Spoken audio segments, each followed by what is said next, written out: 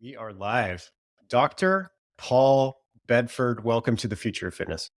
Thank you very much, sir. How are you? I'm doing great. I'm doing great. This is quite a treat. Very intriguing topic that we have to cover today on kind of the generational differences and how that affects recruitment, retention, all of the things that we deal with now as operators or people within the fitness and health and wellness industry. And you're awesome, man. I've really enjoyed all of our interactions. Really engaging, very funny. You've given what, like over 200 talks now within the industry. hmm That's bananas. You're telling me before we started recording about your travel schedule and all the events that you go to. And, I want to get into all that. But first, I think, Cool. the way you and I actually met in person was, I think, at after in Los Angeles, it was after the event formerly known as URSA, right?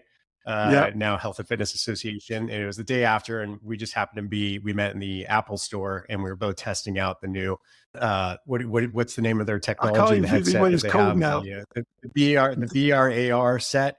And I was Yeah. just sitting there, I was waiting. You're like, "Hey, are you Eric?" And I was like, "Yeah, I know you." And then we decided to reconnect after that. But I guess let's start with that, man. Like, what Mm. was your take on the AR experience? Do you know what? I was pretty skeptical going in, completely Mm, mind blown by the actual experience of when you're sitting with the headset on and they're playing video and that I can't remember which animals it were, but let's say they're farm animals, and they were like next to me and it felt like I could touch them. It was like, wow, this is a whole new way of engaging in being immersed in some digital content, but came yeah, away afterwards going, but how do you actually use it? What would you? I couldn't think of use cases for it at the time. I think if you're mm, flying an Apache helicopter, it makes 100% sense. It's like, yeah, all of the headset type thing. But day to day, I can't imagine coming on a call with you with a headset on or working day to day at the moment with a headset on. So I really enjoyed it. I was really impressed, but also a little confused. yeah. I mean, my take was this: is like it's very cool, Yeah. very interesting. I mean, there was one part where it was like you're on a lake. The lake, it starts raining. A grizzly bear comes from your right view to your left view. I'm like, oh my god, this is as close as I ever want to be to a grizzly bear. And Yeah. so that was really cool. I think the applications for education, for business, those kind of things are very evident. But obviously, the form factor is still a little restricting. It's just heavy and bulky. Yeah. But damn, I mean, it was impressive. So, Paul, I guess before we get into everything that we're going to talk about today with the generational gaps and considerations, Yeah. is my question is like, how did you get into this niche of the retention guru? Like, how did you Mhm. find this spot? Did you kind of stumble into it? Is it something you're like, oh no, that's a problem I want to solve? Give us the background, and then that'll kind of set Okay. the table for the rest of our Well, conversation. look, I think it is a problem that I wanted to solve, but it wasn't this actual problem. The problem I wanted to solve, because I came from a trainer background, was how do you get people to stick to workouts? So it was more about if I'm writing someone a great workout, how do I make sure that they stick to it more than just 6 weeks and then disappear? So I started studying psychology because I was interested in exercise adherence. And I ended up doing a master's degree in exercise psychology and thought I would change the world. And then when you start talking to operators, all they were interested in was bottom line. And so it was like, well, actually, the bottom line is driven by how long they stay, not how well they adhere to their exercise program. And it just sort of evolved out of there. So I still have a massive fascination with exercise adherence, as you can probably see from some of the books in the background if someone's trying to read the book titles. But I believe that I think operators can earn more money if they provide a better experience to their members. And I believe that everybody should enjoy some level of physical activity, exercise, or sport. I think there's something out there for at least 80% of the population. And I suppose I'm just on a quest to try and unlock the mechanisms that help people stick to these behaviors that I really, really enjoy. So many of the people I spend my time with really enjoy, but so many people struggle to make part of their overall lifestyle. Yeah. Yeah, it's interesting. And I remember when we were talking preparation for this, is you came from the nightclub background, right? Yeah. Yeah, So that's different, right? There's only one or two people I know in our industry who came from nightclubs. The other one is Vince from, oh my God, I can't remember the name of his company. Anyway, uh, yeah. but how does that relate? It's about managing people and managing experiences. So I was Mhm. involved in nightclubs from quite an early age. I was, here we have a different like law in terms of drinking. So you can go to nightclubs and you can drink at 18, and it's actually not that frowned upon if you drink before that age either. So I was involved in nightclubs at 18. I was running nightclubs by the time I was 21. And we were just trying to, and it's like many service businesses, you have to find you have to create experiences every single time to get people to return because they're not paying and not coming. They either don't come and you don't earn anything, or you put on an experience that's good enough for them to enjoy that night as a one off, or want to come back again and again. But also understand that most nightclubs have a shelf life of about 3 years before they start to taper off and they're replaced by other businesses. So I learned a lot about human interaction and also about problem solving because when I was doing it, which was during the early mid 1980s, if something went Mm. wrong, there was nowhere to go to repair things. It was like it's 2 a.m. in the morning, the DJ's decks have stopped working. What are you going to do? And you had to problem solve. So we got really good at problem solving just out of necessity. But I think that it was, for me, it's always been this drive of that human interaction, meeting people. How do you get regulars? How do you create regulars? And how do you get people talking about what we were delivering so it attracts more people? Yeah, yeah, really interesting. And imagine just like delivering a memorable experience, something that makes Mm, people want to talk about it, come mm. back, like all those things you're talking about. It actually makes quite a bit of sense. What were some of the big names as far as DJs and bands when you're doing the nightclub? What was So the DJs big we had musical playing movement? for, so they probably less well known internationally, but we had a guy called Dave Durrell who used to DJ for us quite a bit, and he had a very successful track one time called "Pump Up the Volume," which was a Mm, real early scratch mix tune. But we also had one of my best friends at the time, and one of my collaborators, a guy called Andreas Giorgio. He just happened to have a cousin whose band was breaking at the time called Wham, which meant that we had George Michael and Andrew Ridgeley in our clubs on a regular basis asking to do PAs because it was a really early part of their career. And of course, when they took off, just the just the randomness of will they be there tonight? We'll go just in case they're there.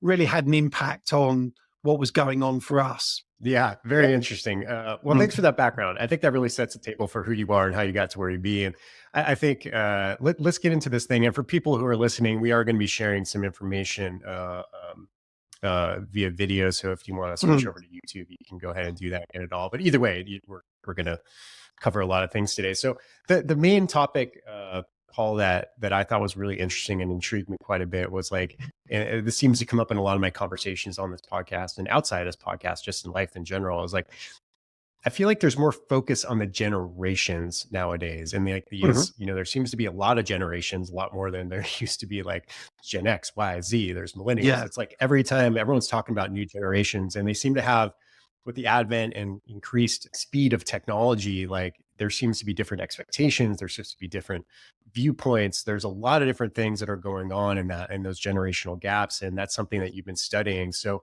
Mm. let's get into how that starts to relate for fitness. And maybe we can start wherever you want, but maybe we Okay. start with like employee retention. Like where do you want to go with this? So let me start with how it sort of came to my attention. So I've obviously been aware of generations, but not to the extent that it's now played upon. And I think some of the way that's occurred is actually just marketing or companies needing to have something new to talk about every few years. It's like, Yeah. oh, if you're not, it's not millennials anymore. It's Gen Z, and Gen Z are different. And so they have new content to talk about all the time if you have the different generations. Although the generation's always been there. I'm the last year of the baby boomers. Although if you do one of these psychological tests, I am a millennial because there's obviously some overlap. And sometimes I feel it's a little bit too much to label a whole group of people who were born in a 10-year span as behaving exactly the same. So I accept the labels. I recognize some of the characteristics, but I don't think it's true of some groups within that, which I think is just human nature. But I was Sure. sitting this I'm today I'm sitting in my office. Sometimes I sit in the house, I sit in the kitchen and I'm working on presentations, and I was putting a presentation together and I had a number of images because I tend to like to use images rather than words. And I had an image of the East Bank Club in Chicago, one of the nice pulled back ones where you can see all the cardio and you can see how massive that club is. And my son walked past, who's 20, 22, 23, and went, "Oh, where's that?" And I was flicking through the presentation. So I thought he meant the East Bank Club. So I went back to the East Bank Club, went, "Oh, that's the East Bank Club in Chicago. That's where Obama and Oprah used to train, blah, blah, blah." And he went, "No, no, no, no, no, no." He said there was a different picture. So I flicked to the next picture, and it was a picture of a very stylish CrossFit club. So it was all matte black. It had orange highlights. I actually think it was called CrossFit Black, but it was very stylish. He goes, "Where's Yeah. that?" And I went, "I think that one's in New York." And then I just said to him, I flicked back to the East Bank Club and went, "What's wrong with that club then?" He went, "Dad, that's a club for you. That's an old man's club." And it suddenly, I was like, "Oh my God." People like he is now starting to think of clubs as generational locations. And then that made me Mm, start thinking about music, because obviously my nightclub background, and thinking, actually, the music my parents listened to wasn't the music that I'd listened to, and isn't the music my son and even my daughter, who are about 9 years apart, they listen to very different types of music. And it made me think, actually, have we got to a point with clubs where we have generational clubs, and there are types of clubs that are more attractive to certain generations, sometimes by income, but sometimes just by preference. So, would someone rather go to a Lifetime because they want more of the opulence, the relaxation, and the sort of the splendor, compared to someone wanting to go to, uh, you know, maybe a traditional CrossFit, which is chalk and matte black paint and very rough, and because it's like that's where we go at our age. And so I started looking at that, and then one of my clients that I was working with said, "Oh, yeah, we've got a problem with member retention, but actually, if you could solve our staff retention problem first, we think that would solve our member mm. retention problem." And so I started looking at expanding into the different motivators and drivers of employment as opposed to motivators and drivers of exercise. Yeah, interesting. Well, yeah, let's start with that then. Staff retention. What are some of the Yeah. considerations? If you're a Jimmy club owner, right? GM, like what do you need to start recognizing and looking at and able to, because that I think that's at least here in the United States, that's a big problem across all industries, right? Is getting Yeah. staff retention. And I have my theories on why that may be, but let's hear Okay. your take. So I think the thing we have to think about, again, if we start thinking how we think generationally, my parents, well, my father had his own business, but he did the same business for his entire life, his entire working life. And Mm, he's now in his late 80s, but he would have left school, and if he could have got a job in a bank, he would have been like he'd have won the lottery, because people would go, "Oh, you got a job in a bank, job for life, job security. That's what you want." If you're there 10 years, you might get up to like an assistant manager. If you're there 20 years, you know, but if you're there 30 years, you might get branch manager or even higher. And those were would have been sort of the aspirations. Whereas when I came yeah. out of school, it was actually, I'm going to do this for a while, and then maybe I'll do something else. And then it was already, they were talking about, instead of a job for life, you might have three different careers. My son doesn't even think in terms of jobs. He thinks in terms of months. What am I going to do between now and Christmas? What am I going to do after Christmas for the new year? So he's happy to jump around, not just from one, being employed and unemployed because I support him, but I'm going to work, by trade, he's a qualified bricklayer. He's currently working as a carpenter. And more recently, he worked for a huge grocery store in terms of stock control and management. And he was like, he doesn't think about being employed forever. And I think when I started working with my client, they said most of their staff were students and they would stay employed for about 6 months and then move on.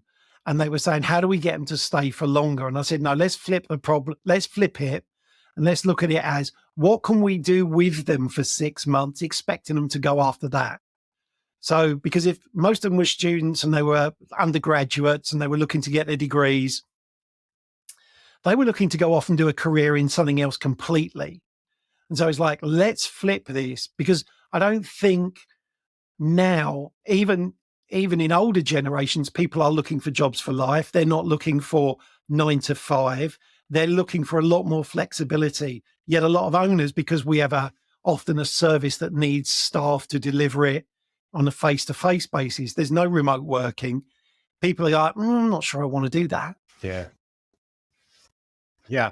And it's, something I've talked about on this podcast numerous times is I fear that from a trainer perspective, trainers, coaches, whatever you call them, people that work with the clients, it's falling into the gig economy, right? Yep. Where it used to be something like you're talking about. It's like, maybe, 10, maybe even longer ago, you could start as a trainer, you could work your way up in a health club or into a gym, maybe even like become a gym owner, right? There was this path. But now it seems like get a certification, maybe do it for a summer or two, kind of like lifeguarding here. Like what I used to do in high school, right? Is like, just get my lifeguard certification. I'll do it for a summer or two, make a decent amount of money, actually really bad money as a lifeguard. But anyway, that's my fear for it. So is that something that is real? Is that like a real consideration from what you see in your research? Yeah, and not just that, it's the diversity of how you can work with clients has grown since the pandemic, because what the pandemic taught a lot of the trainers who worked in clubs was, actually, if the clubs are closed, you can generate an income training people online. So now you've got trainers who are doing their face-to-face work in clubs, but might also have some clients online, or they might have some pre-recorded material of like a 10-week program to follow, and they're selling that. So then now, I think there's been a power shift in terms of, if you wanted to work as a trainer, you had to work in a club and you had to follow whatever the club rules were. Now it's like, actually, if I want to be a trainer, I can pretty much do this outside if the climate's is appropriate. I can do it from home. I might just have one room. The evolution of our workouts, which is, I think, is really cyclical, where we're doing many more exercises now based around Olympic lifting, kettlebells, band work. You can do those in a very small space. I don't have to be spending $15,000 on a treadmill, because I can actually work, and people are accepting of that. I can't remember I think it's Gunnar who's got this massive gym in Hollywood where he trains the stars, and basically it's a commercial gym, but just for one-to-one. Now people are like, actually, I only need the space of a garage that's done out nicely with a few pieces of equipment to still personal train people. And people see the value of the workout as being the thing that's important, rather than the sort of the stage it's set on. So I think the trainers are now have a much more diverse way of delivering their products and services. Yeah, interesting. So if it's okay, I want to pull up what you sent me. You had a comparison between millennials and Gen Z, and I feel like that's two of the big generations. So I'm going to pull this up to the screen, and then you can I will need glasses for this. Give me some insights on this. Well, I think the things to think about are it's like, and I mentioned, it's like the millennials are job hopping, where the Gen Zs are role hopping, where, even me, I was like job hopping. Mine was like I suppose now I could say I've had 3 careers. I've had a career that was more based on manual labor. I've had a career that was in nightclubs and entertainment. And now I've got one that's more on academia. That, for my age band, is actually quite normal. But now you don't get people sticking to things. They are, I want to try this for a while. I want to try this for a while. And they jump around. We are seeing, and I see this both with my son and my daughter, because my daughter falls into what's now called Gen Alpha, more face-to-face interactions. They want to be with their friends. They want to be face-to-face interacting rather than digitally interacting. And they're very, very conscious about their digital profile. So yes, they want to be on TikTok. Yes, they want to be creating, but they also want to have their anonymity as well. It's like, when I want to turn that off, I want it turned off. And so there's a real, I think the millennials was like, you've given me Google. I accept if you give me Google, I give away my anonymity. Whereas I think the next generation are saying, well, actually, I still want my anonymity when I want it. And just in terms of like, if you look right down the bottom where it says brand driven spending rather than bargain driven spending, brand driven is like, Interesting. have I got the latest iPods? Have I got the late thing that is in, fashion? Whereas the next generation down is like, not spending $600 on a pair of headphones when actually all I'm doing is listening to it. I'll spend $30 on something cheap import from China that I can just pop in my ears and it'll be fine.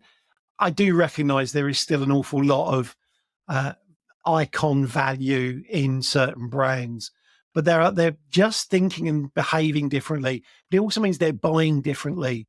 They're buying going, actually, if you can't show me the difference or prove to me the difference between one product and another, and let's think about that as health clubs, then I'm going to buy the cheapest. Because you might have a really swanky looking club that's got everything, but it costs me a lot. And over here, there's another club where actually it's got the things I need, but no more, but it's relatively cheap. I'm just going to go there. Why am I going to spend this to get this outcome? So they're much more outcome driven. Does it give me the result I want rather than does it give me the environment I want people to see me in?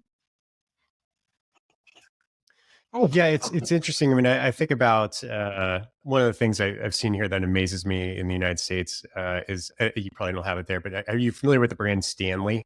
Yeah. They make Yeah. Yeah. Yeah. Yeah. Yeah. Yeah. like mugs like this. They Yeah. make insulated mugs and things like that. And all of a sudden, I'm like, this is a brand I've known forever. It was just something I'd buy, at REI or whatever store you can do your outdoor store. But now it's like a fashion statement. And the revitalization of this thing off of one generation, right, is Yeah. astounding to me. And that was like, that's purely generational. Like I look at Stanley like it's utility, right? Yeah. Like if I find something that's not a brand name, that's the same thing, but people want that brand. So it's really interesting to see this stuff. And I think some of that stuff, I look at other products and Stanley, I go, so here, I can't remember. So we would refer to anything that's like a box cutter as a Stanley knife. So the product has become the, I can't think what it's called. It's the generic name for the product here. So vacuum cleaners here are called Hoovers because Hoover made, and everybody calls everything a Hoover. And Stanley is the same, but it's also, I think that's the same with, is it Carhartt workwear? Dr. Martin boots. Yes. Dr. Martin boots when I was young were workwear or what skinheads wore. And they were cheap. And, I had a pair and you just wore them. Now they're a designer item. And it's like people of my generation are going, you're paying how much for those? Yeah. I think but a lot of that's to do with the ability of communication and people being influenced by, great stories, and there've been some great Stanley stories. And I jokingly posted recently, you can see a couple back there, the other side there's a couple of water bottles, and I get these given to me all the time when I'm doing events. It's like having a spun aluminium. I went somewhere recently and they gave me a Stanley mug. And I was like, I put the pictures up and I went, some of you need to up your game in terms of the gifts you're giving away. And a lot of people Yeah. commented and laughed. But things I think can explode a lot more quickly now, but they can be over with quickly as well. So it's like very fast peak and then down. It's like fashion of the week rather than fashion of the month. Yeah. So a couple things I want to hone in on here. I'm looking at this. So, millennials versus Gen Z. Millennials are collaborative and Mm, optimistic. Gen Yeah. Z are independent and realistic. So Yeah. these are behavior things that need to be very much considered in an employment setting. So Yes. we're like expand on that a little bit. Okay. So let's pull back from fitness just for a second, and then we'll go into fitness. Yes. I once said 100 years ago, based on where I was born, like location wise, based on the family I was born into, my options would have been really limited. I would have either worked in a factory, on a farm, or in the military because of my family background. Over the generations, the opportunity to expand and do things that your parents didn't have the opportunity to do has just grown and grown and grown. And I think one example of that is I think we underestimate how powerful, I know we all think about how powerful phones are, but I've got almost the entire world's education at my fingertips now. If I want to start a clothing company, traditionally I would need to have gone and worked in the fashion industry, worked my way through, found out who the buyers and sellers were, who the wholesalers were, where I could get things manufactured, how I'd have, and it would take me time and I'd have to work in that industry. If I choose now to start a clothing company, let's say Guru Paul, I just go on YouTube and I go, how do you start your own branded clothing company? And there'll be hundreds of videos pointing me at how to set it up, any of the business back end in terms of the accountancy, marketing, hiring. I can learn that as well. I can also then go, they'll say, here's the top 5 suppliers that you should go to for leisure wear. I don't now need all that historical knowledge or those connections. I can go straight to the point of teach me how to do this. And I think what that's done is with younger people, they are much more entrepreneurial. They are much more, I'm going to do this for myself. Yes, I want a job and yes, I want to work, but actually, I want to work for me doing the things that I enjoy, which they're sometimes missold in terms of do this and you'll only have to, passive income, you'll never have to work. But they have so much more access to actually starting a different career or starting a different business. And I think, within the fitness industry, how that's manifest itself is that young people coming in are going, actually, I don't care about owning my own club. I just want to train people until one of the points we made earlier.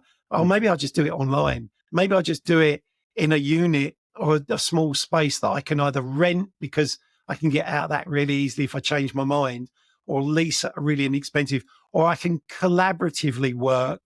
5 of us can come together like a co-work space, but run our personal training business. So I think the mindset is very much, I want to do this for me now, not for you, and be grateful that you give me a salary for doing it.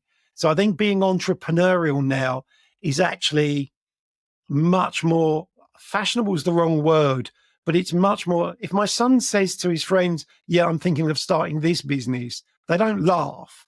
They just go, have you seen this? Have you done that? They're all trying to do their own thing for themselves. Yeah, it's I've seen that very much, even in just my own nephew now is in his mid-20s and he's starting Mm, his first business, cleaning solar panels. I'm like, huh. It's like, yeah, it's a good cash business. And, he showed me his website. And of course, mm, I tore it apart and, yeah. told him what things I would change. But I didn't see that coming. I thought, get a job for a while. I mean, that's what I did. I got a job for 8 or 9 years until I figured out, kind of what I wanted to do and was happy for a salary. Yeah. At the end of the day, like this trend would sound alarming to employers, right? But like, okay, they're more entrepreneurial. They don't really care about the long term, satisfaction of the job. Like, how do you navigate that? Like, what do you tell employers to do with that? I mean, should they be alarmed, or is it something that you can work with? Look, I don't think they're going to reel people back into, I want a job for life. I think that's gone unless someone's got a real passion and they just want, they're narrow and I want to do this. So going back to the project I did before with one of my clients, it was like, let's flip that. if this is what the current generation are looking for, let's find ways of making what we offer at the moment really attractive to them. Now, that might include Hmm. helping them have a space within the club where they can film their own videos. You got your club branding in the background, or help them with their online business because they're going to do it anyway. And, it's almost like having to think, okay, not I'm going to give up what I need them to do, but I'm going to collaborate with them on what they want as long as they collaborate with me on what I want. So I think traditionally it's always been you got a job and you did as you were told. Now it's like, well, I don't even want a job. So why would I want to come and work in your club? So now it's going to be like, come and work in the Right. club. I'll provide you with an environment where you can film your clips, you can do all your, whether it's your influencer type stuff or you're creating content. However, we're going to exclude other people from doing that. So you're going to be the only people that can do that here. That might be one approach, but I think it's also being more flexible in terms of how people want to be employed because they don't want to work 9 to 5. They want to work, unfortunately, when they want to work. But to be fair, that's me as well. I work, I'm Yeah. self employed, similar to you. We work and do the days we want to do in the hours we want to do. So to criticize someone who goes, actually, I don't want a 9 to 5 would be hypocritical for me because nor do I. But if I'm a club owner, I think what I was at the Boutique Fitness Solutions event last year in New York, and I was talking to a lot of the owners of the Mhm. boutiques, and they were saying, what we want to do is we want to find staff who are as passionate about our club or our boutique as we are.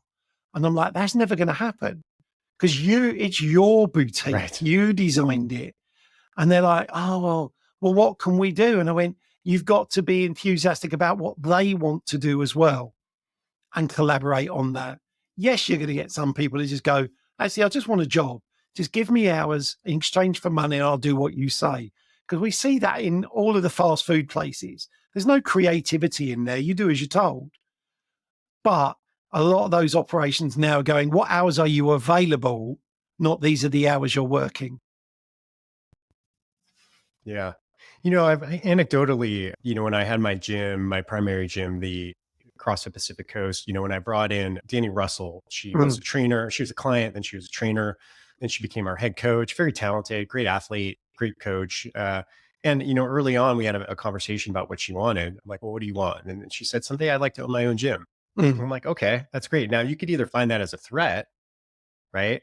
Or, we kind of kept that in mind and yeah. kept growing her in the roles, and she accepted more responsibility and tried to teach her what I could, and then eventually she ended up buying my gym, Mm, and we both got what we wanted, and it worked out great, right? And I think that's if I'm not saying I always did everything right. I did many things wrong of managing people, but that was something where, like, if I opened that door and had that communication early, like, hey, let me help you get what you want, and in turn you help me grow my business, right? And I thought that yeah. was a really good collaboration. I was like, a few times ago, right? So that was I think that's something that people can, I would urge people to just have those conversations early on, of just open upfront, what do you want, what are you looking for, what's ideal for you, and then if you can make that work within your four walls, then I think it's a great idea. Yeah, and I think that, like in this example, also when people start off, they have a very idealistic view of what it actually means to own a gym. But then when you say, Hmm. actually, yeah, I'll help you with that. Let's go through how you run a disciplinary with someone who's not behaving the way you want them to do it. Let's talk about how you let someone go. And they're like, what? You go, no, that's part of owning a gym if you're Yeah. going to employ people. And it's like, no, I just thought it'd be hanging around, chatting to my friends, drinking smoothies and working out. And it's like, no, you don't get to do almost any of that anymore because you're running a gym. And I think Right. so. I do think people come in with these idealistic attitudes towards what they think because they don't know what they don't know. Um, Whereas now, and I Yes. think you can look up a lot of that stuff, and it comes down as like, oh, my employer told me I had to be on time, and it's like, well, actually, yeah, that is part of the deal of getting paid. But it's about setting those expectations up really early. Paul, let's look at this. So you Yeah, you sent me an image. yeah, It's your son, right? that's my One on the son. left, one on the right. Maybe describe it to people who are listening. Yeah, So the good looking context young man. is my son Yeah, I think in these pictures, it was about 18, 19. And part of my day, usually between 4 and 5, which is called the golden hour for sunlight, he'd say, "Can you take some pictures of me? Can you take some pictures of me?" And I'll be like, every day, I'll be like, "Come on, Jay, I've got things to do." And the picture on the right, the shoes that he's wearing cost, I'm going to do it in pounds because I know it in pounds. They're Alexander McQueen shoes. They cost £350. The jeans were from some local Huh. shop. They cost almost nothing. And I think the top is also Alexander McQueen and was close to £400. They were sent to him in the post by a company saying, "Would you wear these in an urban setting and send us the pictures? And you can keep the clothes." And so we were getting boxes coming through the door, DHL and UPS every day from people who were just saying, "As long as we can have the pictures, we'll send you these clothes to wear. But we want you wearing them." And they give a little outline of what they wanted. So what he would do, he'd wear the clothes, he'd tuck the labels out of the way, and then he'd sell the clothes afterwards. And some months he was earning $3,000-4,000, the equivalent of, from the clothes that he'd been sent, then selling them online. And I said to him at one point, "Jay, you need to get a job." He said, "I've got one." He said, "My job is to wear the clothes people send me."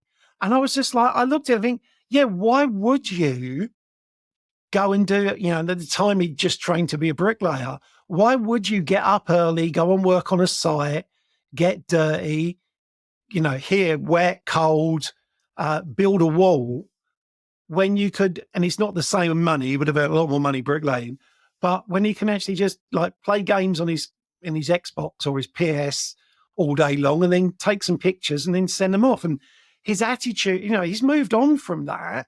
But it's like I think I'm going to say is me, because it might not be true for you. I think of jobs and careers and ways of earning money in a very different way than he thinks about jobs, careers, and earning money. He's thinking about earning money now. I mean, I said to him, "What are you going to do for a job?" He said, "Dad," he goes, "I don't want a job for life. I don't even want a job for the summer." He was just working. He goes, "I want to work out how I can earn money now." And while he was doing that, Right. he's living at home. He's got almost no financial commitments, and he's earning, $3,000 a month, working 1 hour a day. He is very much of the gig economy. And he's thinking, actually, I can do that for a while, but I can also move on from that. And so I think the way he thinks about generating income is very different. Now, there's another picture there somewhere of of Mr. Beast. I might as well say it. There's a picture of Mr. Beast. And I was doing an event. There he is, Jimmy. I was doing an event to a group of club owners and managers. And I said to everybody, "Stand up." I said, "I'm going to show you this picture. If you know who this picture is, stay standing." So I put the picture up. The managers, who are all in their 20s and early 30s, all stayed standing. All the owners sat down. And I said, "This is Mr. B." I Oh, said to the wow. group, I said, "Who is this?" And they went, "Well, it's Mr. Beast." I Wow. said, "What does he do?" And they went, "He gives away his money." And they said, he's the biggest YouTuber. And like almost none of the owners knew who he was. Straight away, it was like split. And then I said, "Okay, stay standing if you've ever tried drop shipping." And a few of them sat down, but again, they stayed. And then I said, tell me if you've ever tried being a creator. And they stayed standing. Because what we're seeing is people are trying things because there's this, every now and again, there's a unicorn. I'm going to say Gymshark is a unicorn. It may or may not be technically, but it's like Mhm. Gymshark. Guy starts making shirts in his bedroom because he's into bodybuilding.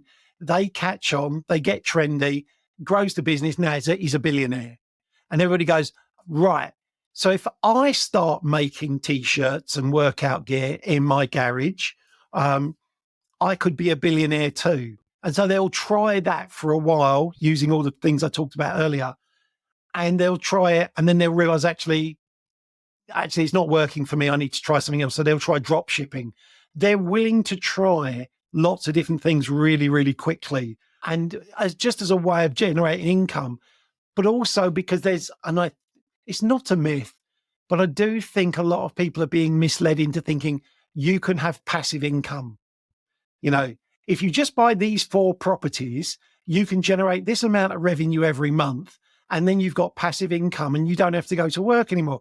No, but you had to work to get the money in the first place to buy the properties. So there's bits of the story that get missed out. But, this was a clear example of owners and managers generationally, consuming different content, thinking about things in different ways, which I suppose really leads me on to the picture of my niece, because my niece by training is a dancer and singer, and she does like what would be equivalent Broadway shows and things like that.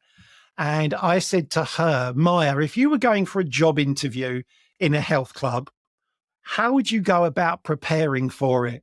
Because she's used to preparing for auditions and she's thinking of it as an audition. And she said to me, oh, is this like an audition? And I went, yeah, but it's for a job where you work behind the front desk of a health club rather than as a performer. And she went, okay, first of all, she said, I'd go on Chat GPT and I'd ask it 7 questions. What are the most common questions that you're going to get asked in a job interview? She said, then she'd ask it to give me, what are the 7 answers that go with those 7 questions? And then she said, then I'd ask them to come up with 3 scenarios that might be presented to me in a health club environment at a job interview for a front of house person. And she said, I'd wait for that to come. She said, and I'd read through that as if it was a script or as if it was something I was trying to learn. And she goes, and I'd think about where my life experiences fit in.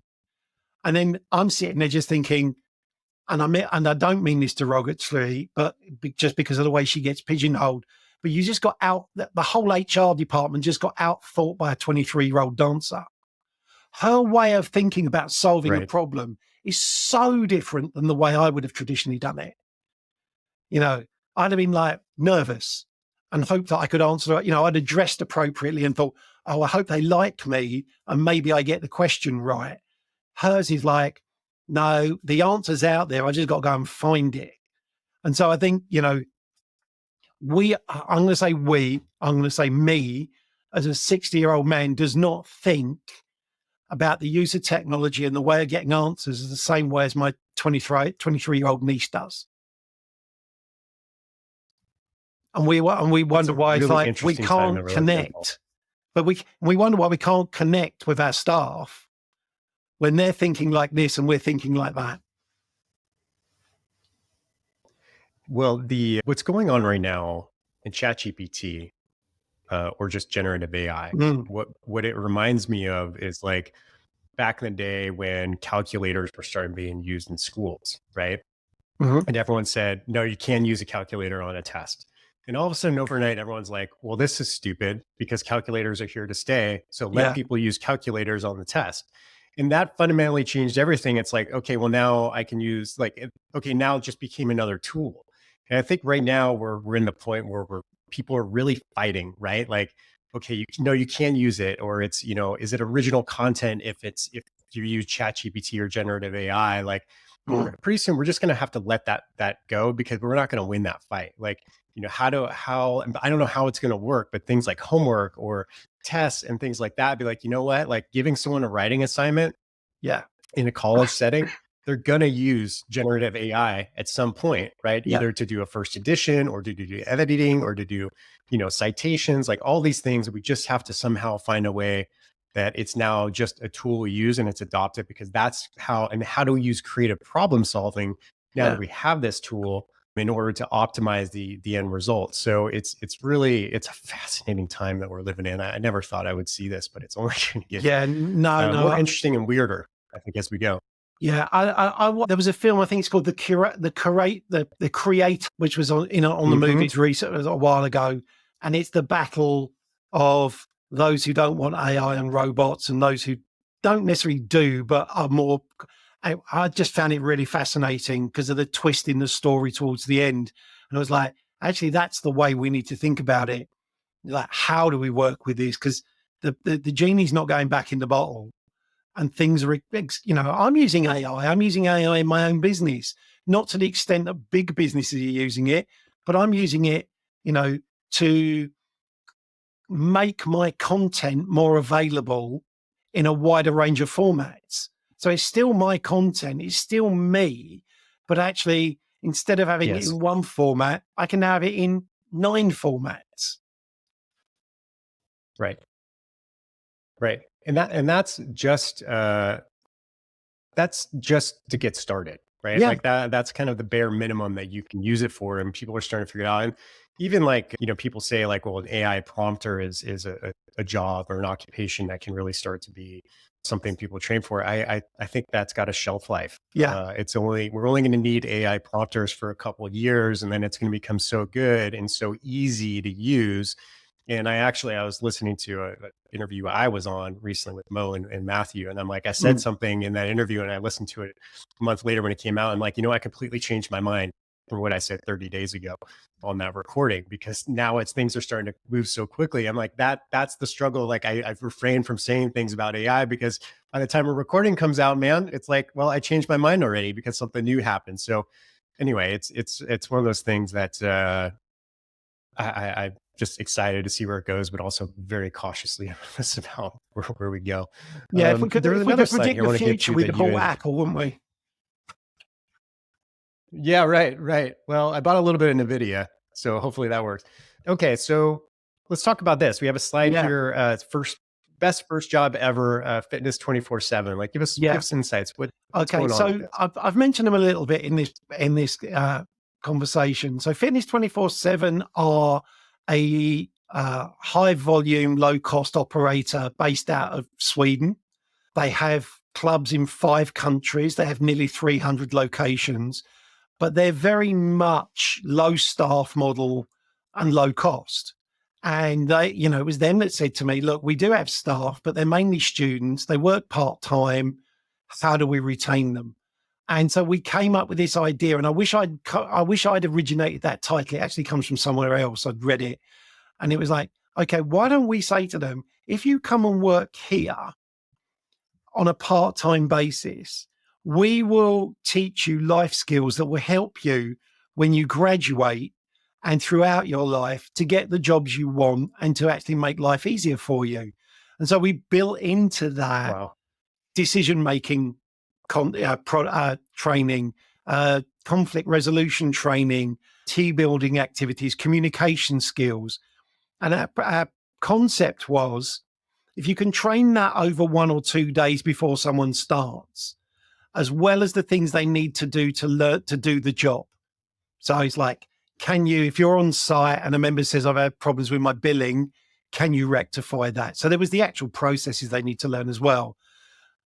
But actually, they could Sure. then go away once, they could work for 6 months, develop these extra skills, be useful to the business. And then if they moved on, it's actually quite easy to replace them if we're training people in exactly the same format. So, like a McDonald's or like a Chick-fil-A, this is how you make this is how you do this. So, very process driven. But then they could go and do their job interview for whatever they'd studied for.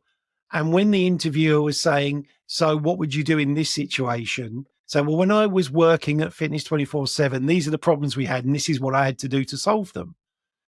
And so it was like, let's collaborate in a way where you're going to give me 6 months and I'm going to give you skills that you wouldn't get just from doing your academic studies. Yeah, I love that. I love it. There's something I want to ask you about. It's not really what on our agenda, but it's come Sure. out this week or the last few weeks, and I've seen it on LinkedIn. I'm just going to stop sharing for now. But we talk about the younger generations a lot, Yeah. and I feel like there's what about the older generations, right? Like now we're starting to see people are living longer. They're having to get back to work maybe in their 60s or 70s or older.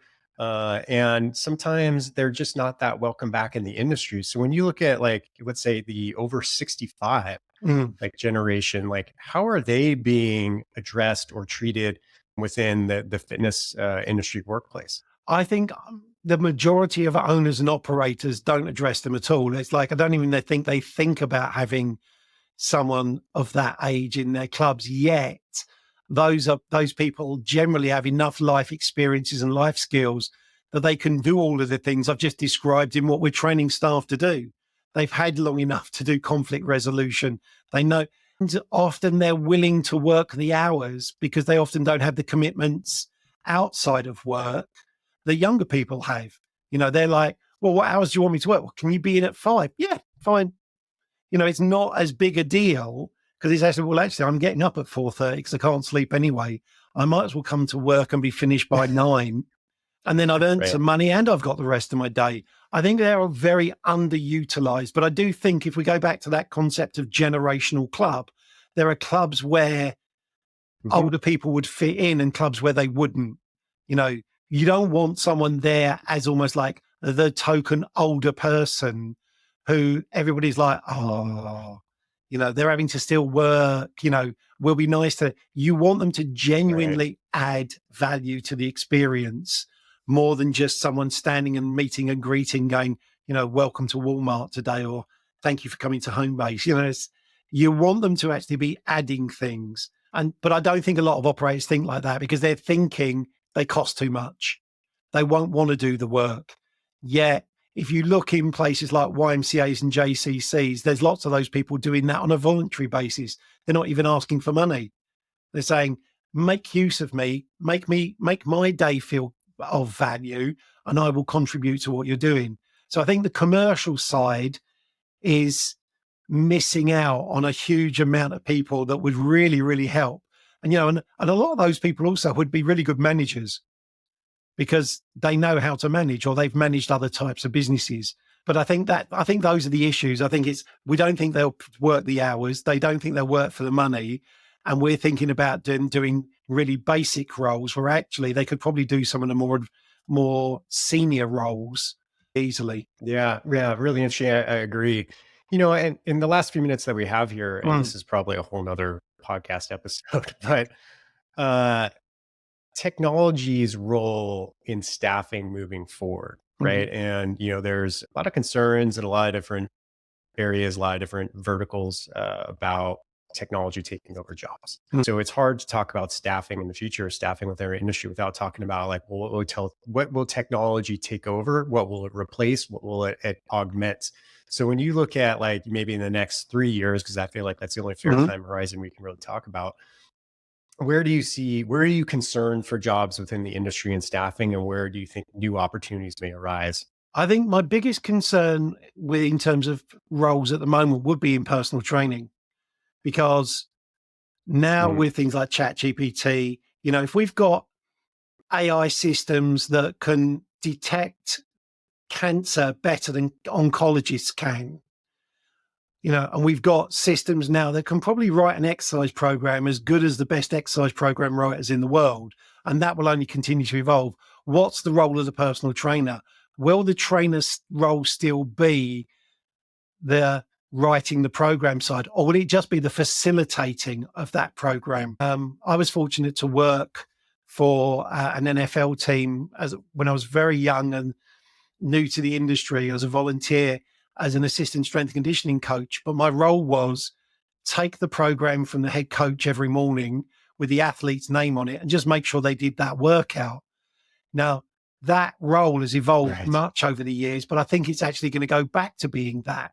There'll be based on all the biometrics that are coming back in and all the biomarkers, this is the workout for that athlete today. And I think the same will be for personal trainers.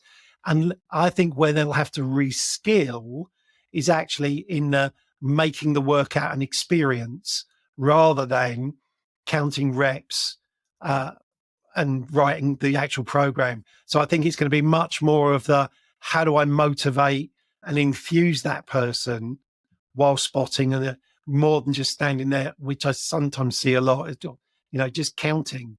I don't need you to stand next to me and count. I'm going to pay for someone who can actually make the program that's been designed for me fulfilled. I think in other areas of the business, I think front of house will actually stay stronger, will get stronger because it's when technology fails, we're going to go to a person. There's a lot of call centers were started by businesses who thought actually, if there's something, people we'll put in a chat bot and then that'll answer the question. And then when it couldn't answer the question, people phoned the call center and the number of calls that go to the call center doubled because the chatbot got in the way of solving the problem. And I think that's where the human element's going to be in figuring the process. Yeah. Yeah, I would agree Yeah. with you. I think the personal training, coaching is gonna have to change quite a bit, and my prediction is that great coaches will be able Yeah. to handle more and more clients. And I think one's ability Yeah. to do essentially the fundamental of life coaching, right? Relational understanding, empathy, like, guidance, inspiration, motivation, all those things that are Mhm. very human. And I don't always like this term, Yeah. but those who have a brand, right? That are a trusted brand within the industry. People know them, they know what they stand for. I think that'll be really critical. And those people, instead of being able to work with, maybe 20 clients, with technology advancement or Yeah. programming. Because the hardest thing about training, and I did it for so many years, is, I spent my entire Sundays programming, right? Writing programs, and that's going to be taken care of. And that's very time consuming. So now you can start to work with more and more clients doing those interpersonal things because, man, like anyone who's written programs know if I'm writing you a 6 week program, Paul, and then I write it and it's all set, I finished, it's beautiful. I'm like, mwah, it's Yeah. great. I'm ready. This is exactly what Paul needs. And then on Wednesday, you call me like, "Oh, I forgot to tell you I'm going on vacation," Yeah. or, "Oh, geez, man, I pulled my back," and everything's thrown away. And all that, we don't have to worry about that as trainers and coaches anymore. It'll just augment, right? It'll just change Yeah. I think it relative to will what's be. going So on in again, I person's think life. it'll So be, it's I was going to say, I gonna be think an it'll be all about interesting few years. the And training Paul, just to kind of companies wrap that things up, give train us our trainers will be less about the anatomy and physiology and more about interpersonal skills, like you said, life coaching and the like. Mm. Yeah, yeah. So give us an idea, like over Q3, Q4, where can people find Dr. Paul Bedford? Where are you going to be in real person, in real life, as the kids say now, IRL? Where can they find you? Awesome. Well, I've thoroughly enjoyed it. I've enjoyed all of our limited number of conversations so far, and thank you for doing this. I look forward to having you back on about a year. Maybe we can do this regularly. And yeah, ladies and gentlemen, Dr. Paul Bedford. All right.